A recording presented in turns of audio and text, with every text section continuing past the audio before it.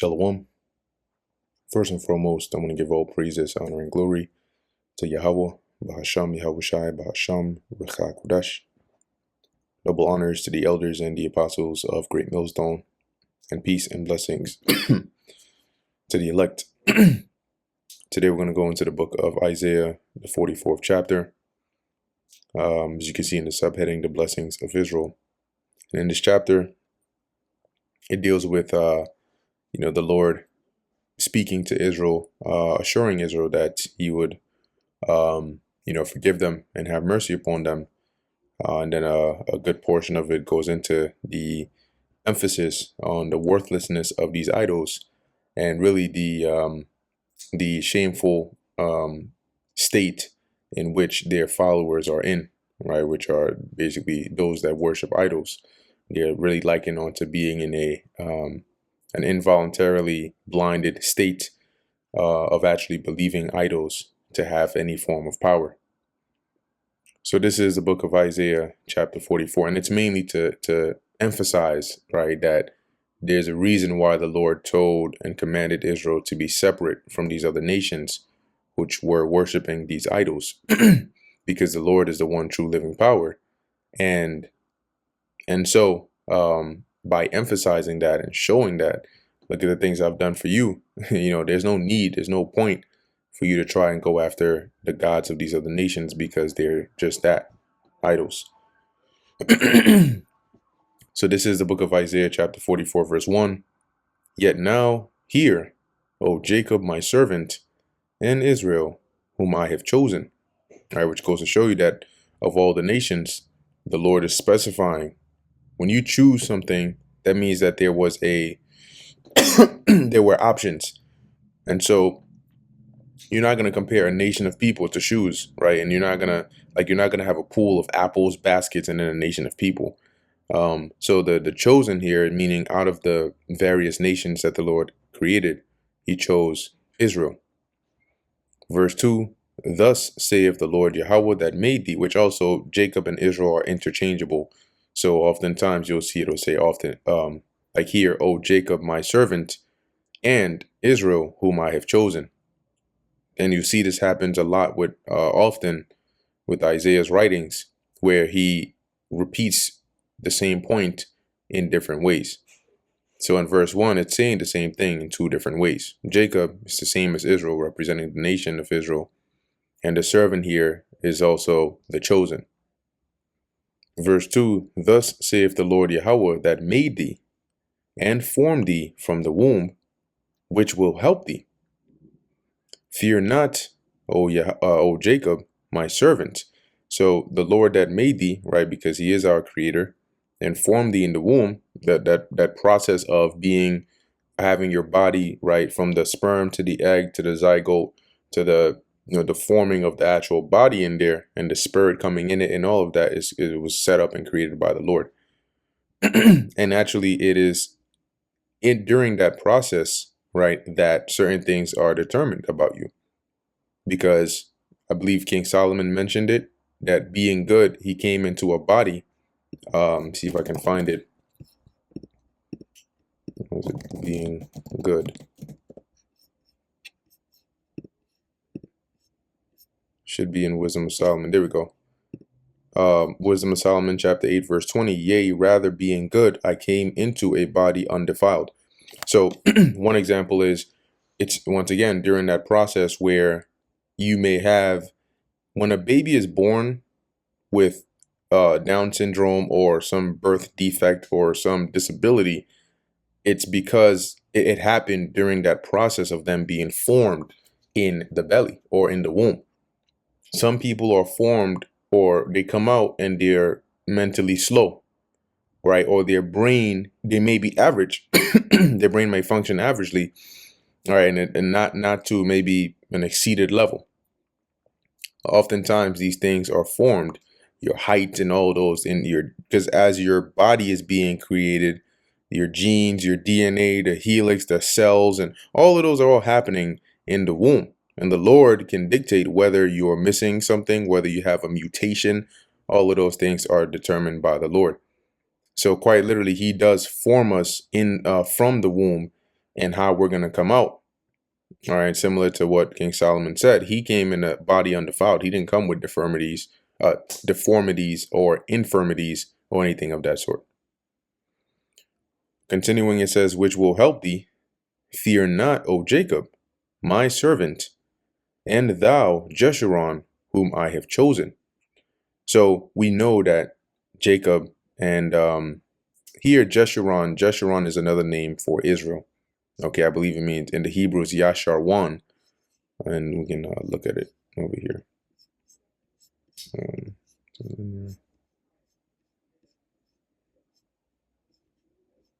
Here we go. So Yasharwan, upright one, a symbolic name for Israel, describing her ideal character. Okay, so as it says here, O Jacob, my servant, and thou, Jeshurun, whom I have chosen, right? Because the Lord chose us. So as it says, don't fear, right? Because you actually have a God that is living, that controls everything. Verse 3, for I will pour water upon him that is thirsty, and floods upon the dry ground. Which is this water here is referring to this doctrine or this truth or this knowledge, which is compared in various other precepts onto living waters or onto life, sometimes to wine, right? And the thirsty are those that are desiring this truth, that are seeking Yahweh Ba'Hashem Yahweh Shai. So as he says, he's going to pour water upon him that is thirsty. And through that, for example, when you're really thirsty and you're dehydrated, right, it's not a good thing. And if you go in that state for long, you're going to die. You're going to wither away. But when you imagine you just ran, a marathon and you finally get some water, though I'm pretty sure they get some as they're on their way. But for the example's sake, you finally get some water. It brings you that relief, that refreshness, that rejuvenation, to where now you're energized again, and you give out that you're good again. That's what it's like when the Lord opened up our minds, right, and gave us his word. It was like a revival. You ever seen like a bird that is overheating?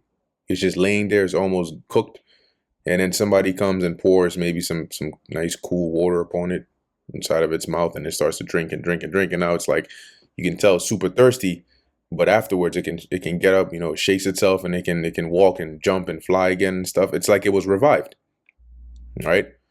So that's what it was like, the Lord bringing his spirit, right, with the knowledge, the understanding to us, and which basically revived us. As it says, and floods upon the dry ground, so that when you have a drought, for example, and the ground becomes very dry and barren, life starts to wither away, right? But it's through that rain and the floods or the waters that rejuvenate it. So now instead of this dry, broken up ground, it becomes moist. It becomes, more like, soil that life can spring forth from. I will pour my spirit upon thy seed and my blessing upon thine offspring. See, so that's really the message that Isaiah is getting at here, using this analogy.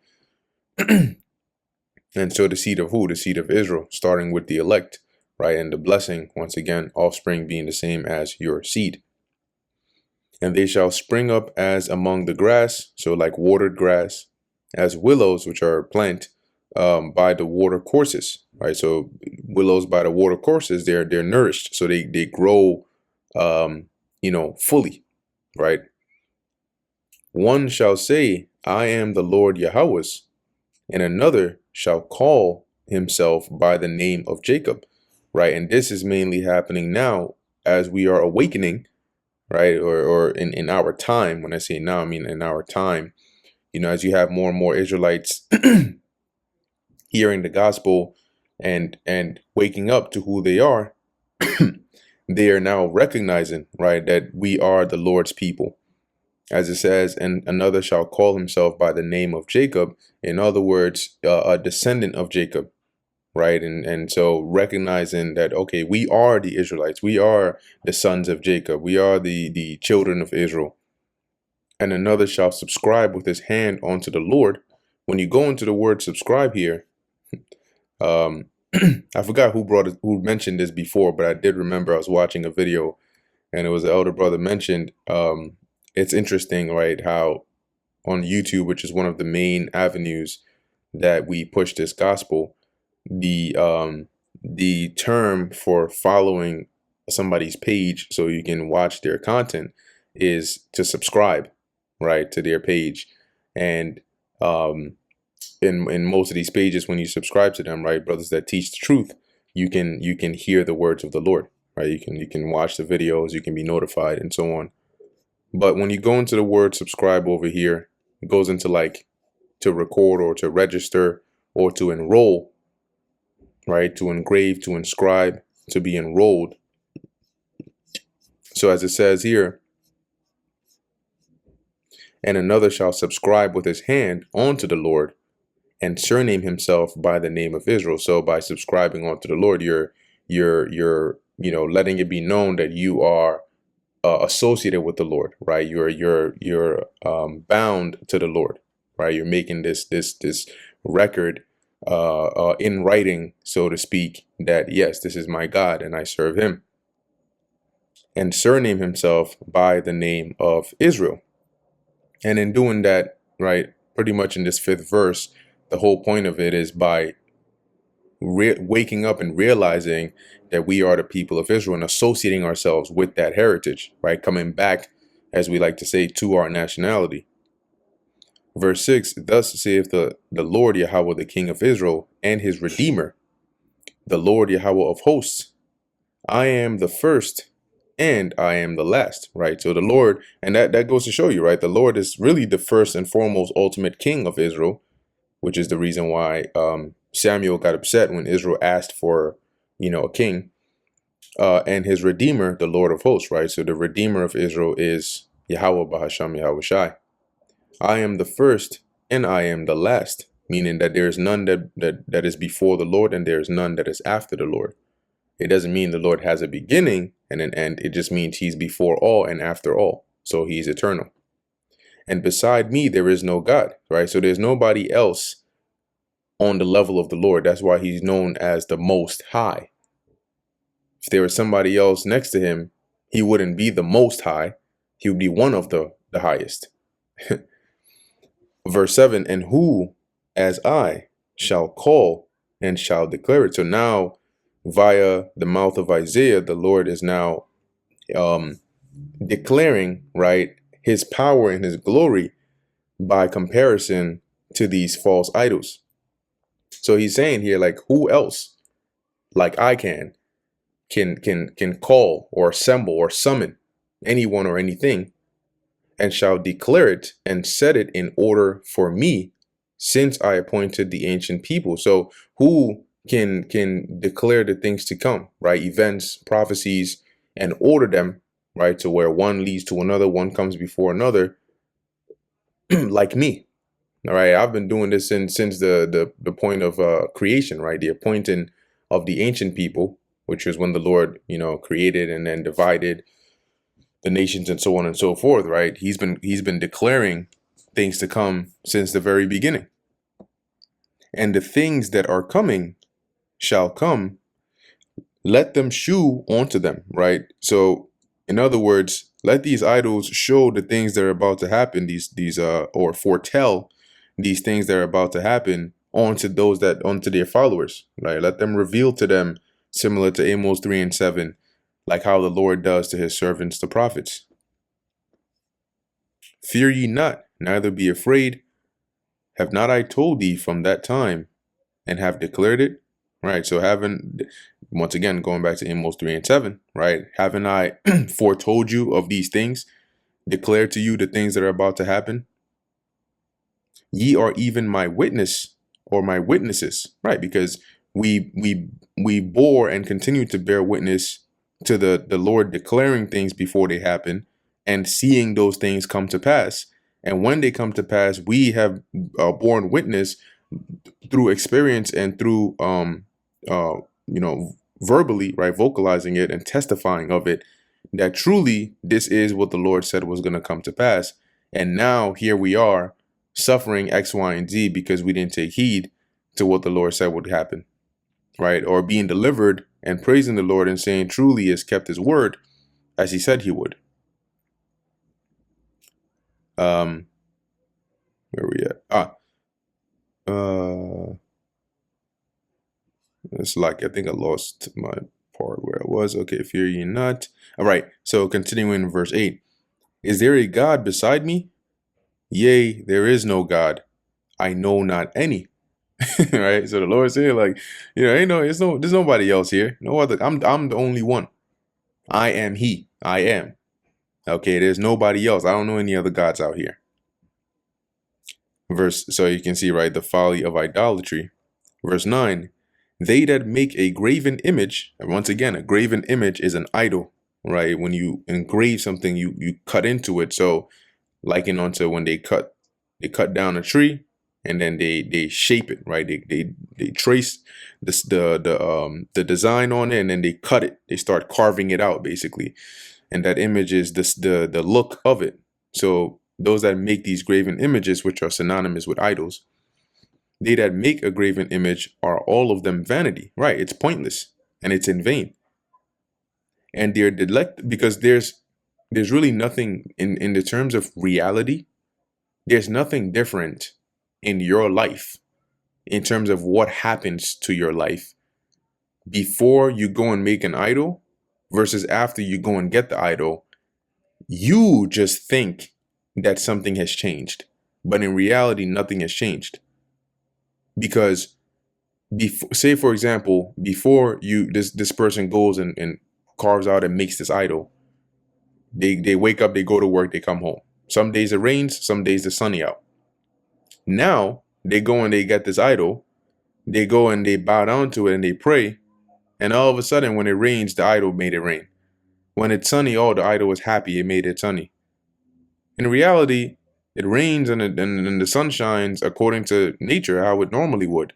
But it's just in your mind, you think that now it's the idol, this wood, this piece of wood, that is doing something about it. So that's why the Lord called it vain. It's vanity. Because nothing really happened. It's just in your mind. You're deceived. And their delectable things shall not profit. The delectable things, meaning the things they delight in, right? The things they desire, shall not profit, because once again, it's all in vain. So they desire to make them an idol and to believe that it does something, but it's not going to profit them at the end of the day. And they are their own witnesses. They see not. So they are their own witnesses, right? They bear witness to themselves how worthless these idols that they serve are. They see not, nor know that they may be ashamed. See, so they don't even one on the side of the idols, right? These idols, they're not living, right? They don't see or do anything. But these people, in other words, these idol worshippers are blinded. Okay, and that is to the point of them being ashamed. So how and when are they going to be ashamed? Well, when the time comes and they call upon those idols and they call upon those gods and they don't answer them and nothing happens. What is one example of this? When Elijah had the contest with, for lack of a better word, the contest with the prophets of Baal. What happened to those prophets? They became ashamed, cutting themselves, crying and screaming at the top of their lungs, and nothing happened. Versus Elijah calling upon the Lord and him sending down fire from heaven. Verse 10, who hath formed a god or molten a graven image that is profitable for nothing? So who does that, right? Like in the NLT, it says, who but a fool would create a god or molten a graven image? When you molting a graven image is like coating, like you you make the image, right? You carve it out and then you coat it or overlay it with silver or melted silver or gold or whatnot. So who but a fool would do that? That is profitable for nothing. You're wasting your time and your efforts to go and create this thing that doesn't do anything. Verse 11, behold, all his fellows shall be ashamed, and the workmen, they are of men, right? So all his fellows, all they that are with him, and the workmen, the ones that actually create and build these idols, they're mere humans, right? They're mortal flesh. Let them all be gathered together. Let them stand up, right? So they'll be unified, but yet in fear, because unified in what? In the belief of that pseudo God. Yet they shall fear, and they shall be ashamed together. See, once again, an example of that being what happened with Elijah and the prophets of Baal. Though the statement, right, is a general statement, right? This is the effect of what happens to those that worship idols. And one example of what we saw is what I just referenced. But there are many other examples throughout history, and we're gonna see, some of the greatest examples in our time now. When the Lord brings that judgment, and they start calling on the different various gods that they believe in, and nothing happens, but the men of the Lord call upon Yahweh Ba'asham Yahushai and are delivered, people are going to start to be ashamed, and they're going to be afraid, because they're now going to start to realize and doubt in their minds, so why are we calling on this God and nothing is happening? But he's calling on this name, and he's good. See, in today's time, when people are comfortable, it's easy for you to say, oh, it's coincidence that, you prayed to your God and he made your life go this way, or you were in this situation and you prayed and this happened. Really, it was my God who did it for you, but you just think it was your God, right? Or it just happened to be coincidence. So it's easy to do that now when things are comfortable. But when you're in a life or death situation, and instantly one is delivered by calling upon the name of the Lord, or there's a famine, everybody's hungry, and yet this person calls upon the name of the Lord and actual miracles are happening, which this chapter goes into that, the confirmation of the words of the servants of the Lord. It's not as easy then to say, oh, that's just coincidence. Oh, it's my God doing it, and you just think it's yours. So why is he not doing it for you? And why is he responding by another name and not the name you call him? These are examples, right, that is going to come to light. People are going to see this more and more when the Lord brings this great judgment. And that's why it also mentions in 2nd Ezra, the 16th chapter, then shall they be known, right, going to the last few verses, who are my chosen. So back in Isaiah 44 verse 12, the smith with the tongs both worketh in the coals. When you tongs, right, are usually things that you can like use to pick up the coals and so on. But when you actually go into the word tongues over here, not thong, all right, tongues is a joke. But anyway, when you go into that word over here, it goes into like axe, all right. But in other words, it's like a tool, all right. It's tools that are used. Worketh in the coals and fashioneth it with hammers. So there are certain times when you need to use these tools, right? Hammer or an axe or different tools that are going to be mentioned here in order to form, the idol in a certain way, right? And worketh it with the strength of his arms. Yea, he is, right, the strength of his arm. So in the process of making this idol, right, they're going to have to use the hammer to smash down certain parts, whether to make a certain part straight, whether to build a I don't know, some like level board where they can place the idol on and then nail it onto the board so it stays still, whatever the case is. They're using strength and these tools to fashion this or continue in this work of building this idol. And yet, right, yea, he is hungry and his strength faileth. So just as him being a mortal man, he gets hungry and he becomes weak. He drinketh no water and is faint, right? If they're working and then, they don't drink water, eventually you become thirsty and you become faint, you become dehydrated. Verse 13, the carpenter stretcheth out his rule, right, which is his measuring device. He marketh it out with a line, right? When you go into the word marketh it out with a line, it goes into basically measuring. He fitteth it with planes, and he marketh it out with the compass, right? So let's go into a couple of these words here. And I believe the word fitteth, let's see, goes into let's actually read it here. Right, to fashion or to make. So remember that you you cut the tree, and then you have to the stem or the stock of the tree is not doesn't come in an idle shaped form. So they have to cut off certain parts. Like if you look today at like modern carving, right, modern different ways where they make certain materials, you'll see that they'll cut the tree, then they have actual machines that spin a certain way, and then they use a certain tool to like shave off certain parts of it to eventually form a shape. Well, in the ancient world, they didn't use the same exact tools that we have today with this technology, so they used what they had back then to accomplish the same thing. So as it says here, he fitteth it, right? So he fashions it, or he makes it with planes. Let's go into the word planes. Scraping tool, right? So today, like I mentioned, they'll have it spin really, really fast, and then they'll use. Let me see if I can find it. Tool for. I don't even know if I want to spend time doing this, but what's this? Shaping a carved piece of wood. Okay, that's good. Can we see an image? Okay, so this is one example, right? You have things like this.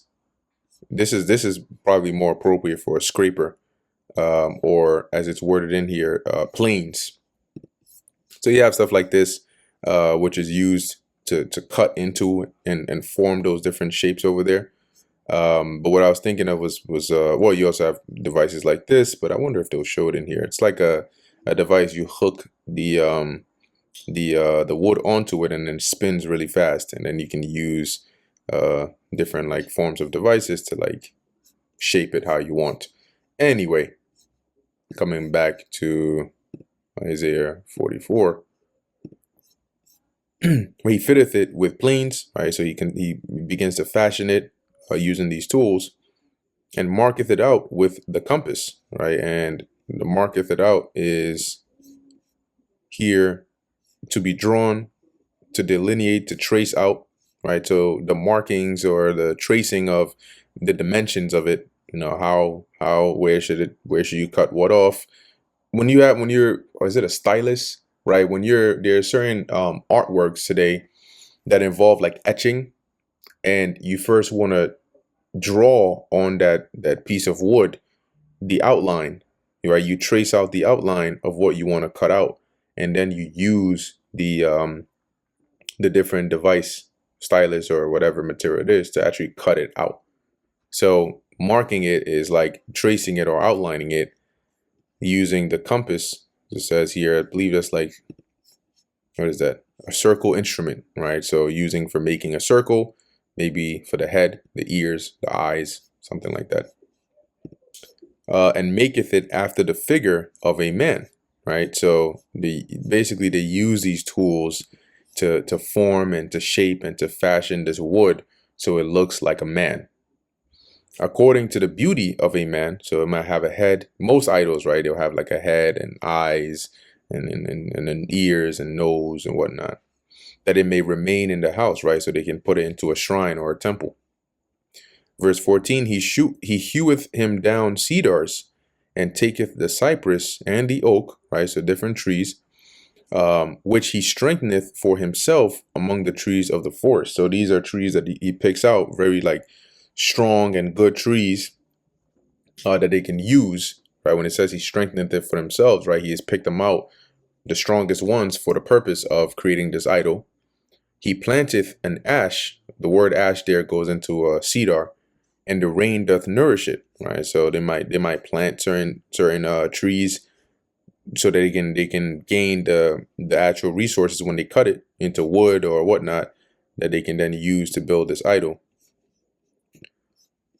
right? It goes into your fir tree or cedar.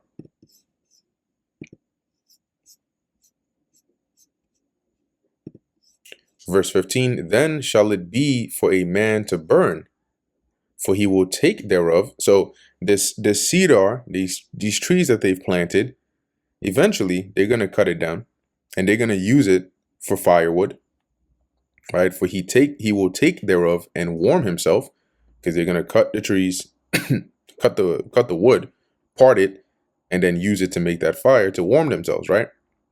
Yea, he kindleth it and baketh bread. So at the same time, you can also use it for an oven, right? For baking. Because back then they weren't using electric stoves, right? You needed fire. Yea, he maketh a god and worshipeth it. So with the same wood that he makes this fire to warm himself, he makes this fire for his stove to bake bread. That's with the same wood, they're gonna use that to make this idol or this god that they worship. He maketh it a graven image, right, to carve out this idol, and falleth down thereto. So they bow down to this piece of wood, the same piece of wood that you burn, the same piece of wood that you use to cook, showing you how worthless it is, right? And when I say worthless, what I mean by that is, that's not material of a god, right? Like, this is the same material that you burn and then eventually it gets destroyed. And you carve out an image out of that and think that this is something that's all of a sudden is almighty. They came from trees. Verse 16, he burneth part thereof in the fire, and with part thereof he eateth flesh. He roasteth roast. So roast is a thing that is roasted. So with part of this tree or this wood, he makes a fire to warm himself. Part of it, he uses it to cook, right? Or to, as it says here, to roast, or in other words, to roast flesh, and is satisfied, right? So he makes his food and he eats. Yea, he warmeth himself and saith, aha, I am warm. I've seen the fire. So yeah, this is some good, so you feel good. You're warmed up, you threw them logs in there. Your house is no longer freezing. And the residue thereof, he maketh a god, which is just reiterating what we read in verse 15. Even his graven image, he falleth down unto it, and worshipeth it, and prayeth unto it, and saith, deliver me, for thou art my God. And so it's almost like in a condescending manner of, actually just condescending, having or showing a feeling of patronizing superiority, lordly, right? So, to a degree, right? To a degree, not in the negative sense, but more so like it's kind of like it's kind of like looking down on these idol worshippers, because it's something that, especially for Israel, having, the one true living power, it's beneath you to worship idols. So looking at those that worship idols is like a pathetic thing. And that's why it's like being spoken of like this, that, you got people out here who are cutting down trees, and with the same tree they cut down to cook and to warm themselves, they go and make this idol and bow down and pray to it and think that this is the God that's going to deliver them. Right? It's a pathetic thing to do. It's like you going and buying this crock pot, you make food with it, and one day you take that crock pot and you're gonna put it in your room somewhere on your cabinet and start praying to the crock pot every day, saying, please, please, please, bless me with this and bless me with that. Like, what are you doing, bro? Verse 18, they have not known nor understood, for he hath shut their eyes that they cannot see, and their hearts that they cannot understand. And that's why they do that, because the Lord has blinded them, right? Be it heathens or Israelites that worship idols, he has blinded them to shutting their eyes that they cannot see, and their hearts, their minds, that they cannot understand, which is why they sit there and pray to something that is not real, that doesn't exist, and think that it's going to hear their prayers. And none considereth in his heart, neither is there knowledge nor understanding to say, I have burned part of it in the fire. Yea, also I have baked bread upon the coals thereof. I have roasted flesh and eaten it, and shall I make the residue thereof an abomination? So this is the same wood I used to make fire, to warm myself, to make food upon, and I'm really going to sit here and use this to build an idol and bow down to it? Shall I fall down to the stalk of a tree? Like, what do you think this is? You expect me to bow down and worship a tree? And so in verse 19, it's saying like they've been blinded to where they can't even realize or say within themselves, like, what the hell am I doing? Am I really about to bow down to this piece of wood? They sincerely believe it, and they get offended if you speak bad about the piece of wood. Verse 20, he feedeth on ashes. A deceived heart hath turned him aside. And the he here is like it's representing this category of idol worshippers. Now, feeding on ashes, when you go into the word ashes, it basically goes into like emptiness or vanity, because that's what ashes are. Ashes are the remains of something that's burned. It's nothing, right? It holds no no nutritional value, no nutrients, no raw materials, nothing. So feeding on ashes here is it's to represent the effect of worshiping idols. So just as worshiping idols has no benefit for your spirit, it's like, or I should say it this way, just as like eating ashes doesn't benefit your body, right? It doesn't make you stronger. It doesn't satisfy you. It doesn't fill you. It doesn't give you any nutrients or anything of that sort. That's what it's like, or likened onto when you worship these idols. It's like somebody actually eating ashes. You're not gaining anything from it. And as it goes on to say, a deceived heart hath turned him aside, that he cannot deliver his soul. So by their minds being deceived, they've gone into a way of believing that idolatry is the way to go. And being stuck in that way, they can't deliver their soul, meaning they can't turn from that to save themselves, right? To be delivered. Because we know those that worship idols, the Lord is going to destroy. And in particular, Israelites. Nor say, is there not a lie in my right hand? Right? And the right hand, left hand it's not really significant in this verse, but it's saying, right, like in holding that idol, they don't have the sense, because they've been deceived, to perceive that, hey, this idol or this piece of wood I'm holding in my hand is a lie. It's false. It has no power. Verse 21, remember these, O Jacob and Israel, for thou art my servant. So the Lord is saying, right, keep this in mind, lay this to heart. I formed thee, thou art my servant. O Israel, thou shalt not be forgotten of me. See, so we are, and you notice the word servant there. Yes, we're the sons of the Lord, but as a servant, we were created to also serve Yahweh Ba'ashem Yahweh Shai. And the beautiful thing about it is the way he wants us to serve him is by following the instructions he has given us, which really is to help us live a peaceful and harmonious life. And by us living a peaceful and harmonious life, following the instructions of the Lord, that satisfies the Lord. And that it's like living a good life, and that's your way of serving the Lord. As it says here, and thou shalt not be forgotten of me. So we know that no matter what happens, the Lord is not going to forget us. He's not going to forget the nation of Israel, which is why he's getting ready to deliver his elect, because he remembers. Verse 22, I have blotted out as a thick cloud thy transgressions, and as a cloud thy sins. And the cloud is used here as an example, because when you look up in the skies, no matter how cloudy it may be, or how thick or fluffy or big a cloud is, eventually it passes away like it was never there. And so the Lord is saying here, I have erased your transgressions, and made it disappear.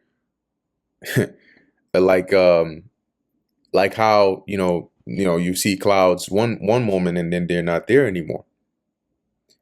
So return unto me, for I have redeemed thee.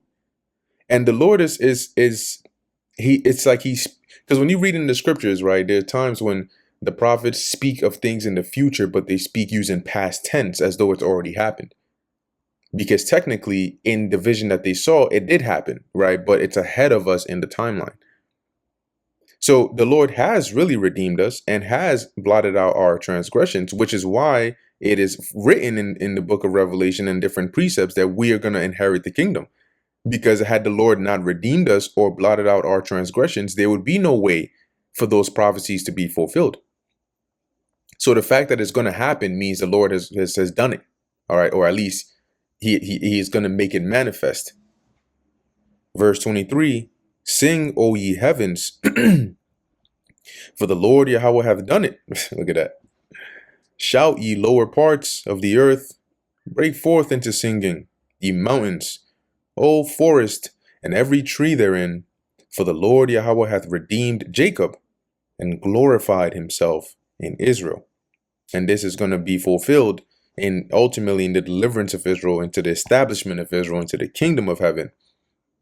And Isaiah is referencing really creation, right? Because the earth is going to be turned back into a paradise again when Jacob is fully redeemed and the Lord is glorified in Israel. Verse 24, thus saith the Lord Yahweh, thy Redeemer, and he that formed thee from the womb. I am the Lord that maketh all things, that stretcheth forth the heavens alone, right? Meaning nobody else was there, did that with me. I'm the only one who can do that. That spreadeth abroad the earth by myself, right? So the concept of creation, the earth, the sun, the moon, all of those things, that came from the Lord, right? Nobody sat there and designed it with the Lord. Oh, maybe we should do this way. No. The Lord did all that. And then created Yahweh Shai, right? He created Yahweh Shai, gave him the blueprints with the angels and everything, and said, okay, go and make this happen. Verse 25, that frustrateth the tokens of liars. And here is mainly dealing with like false prophets, because when it says frustrateth, it means to violate or to cause to not come to pass or to cause to be of naught. And the tokens are like a sign. So a liar or a false prophet would say, this is going to happen. And when this happens, it'll be a sign that what I said is true, right? Or it'll be a sign that God is going to do this for you, or yada, yada. So by the Lord frustrating that token or that sign that he gave, he makes sure that it doesn't come to pass. Now, whatever they said, that sign, like, okay, you see that right there at 5 o'clock, this is going to do this. It's not going to actually do that. That's an example of frustrating the tokens of the liars, and maketh diviners mad. The word mad meaning to make a fool out of them. So diviners are known for being able to tell you what's going to happen, right? They divine, but he makes a fool out of them because they'll say this is going to happen and the Lord will say nope, and he'll have something else happen. That turneth wise men backward and maketh their knowledge foolish. So wise men, the liars, the diviners, they're people that are looked to generally to have, answers, to have the truth that can tell you these esoteric things, all right, that only they can do. But here the Lord is emphasizing that ability comes from him. Okay, so these diviners and the so-called wise men and all of that, they don't really have that power, right? And the one or two times they say something that happens, it just so happens to be that the Lord had ordained that thing to happen. But he does this purposely to show you that the knowledge of this world, if it's not through the spirit of Yahweh Ba'asham Yahweh Shai, it's in vain. And so while he does this to show the falsehood of these false prophets and these diviners, on the flip side, verse 26, that confirmeth the word of his servant. So when it comes to his actual prophets and messengers, he confirms their word. So they prophesy of a thing and it comes to pass. That performeth the counsel of his messengers. So when his messengers, he sends them out and they say, hey, do this, or this is going to happen, or do that, the Lord does it. Right? What I mean is they'll tell somebody. What's one example is say like Elisha, right? When Elisha, told there was this widow woman whose husband, or I believe her husband, was of the sons of the prophets. And he told her, hey, okay, you know what? Go and get this barrel, go and do this, go and do that. And it's going to be this, that, and the third. And you're going to have an abundance of oil. And then you can do this. And the Lord has it come to pass. Right? Or somebody comes and they ask a prophet, oh, what about this? What is this going to be? And then they tell them something, and then the Lord performs it to confirm those words. That saith to Jerusalem, thou shalt be inhabited. So now in verse 26, this is actually prophetic, right? And what I mean by that is from the time of Isaiah, what he is saying here was going to be relevant after the Babylonians came and did what they did. But at the time of Isaiah, that was still decades into the future. So it says here that saith to Jerusalem, thou shalt be inhabited, and to the cities of Judah ye shall be built, and I will raise up the decayed places thereof. At the time when Isaiah was prophesying this, Jerusalem was already inhabited. The cities of Judah was already built. It wasn't decayed. It ended up being decayed and becoming mainly uninhabited when the Babylonians came in there and broke down the walls and burnt the temple and took them captive to Babylon. But after that, going into the latter verses here, the Lord put the spirit upon certain men and the kings of the Persians to allow us and give us resources to come back and rebuild Jerusalem and rebuild the temple and raise up those decayed places. Verse 27, and obviously we know in the larger scheme of things, this is something that's going to happen again in this time, right? Because it's like a repeat almost. And what's spiritual is it was after, it was really during the Babylonian captivity into the Persian captivity, but leaving Babylon is where we went back to rebuild that physical temple. Verse 27, that saith to the deep, be dry, and I will dry up thy rivers, showing the power of the Lord.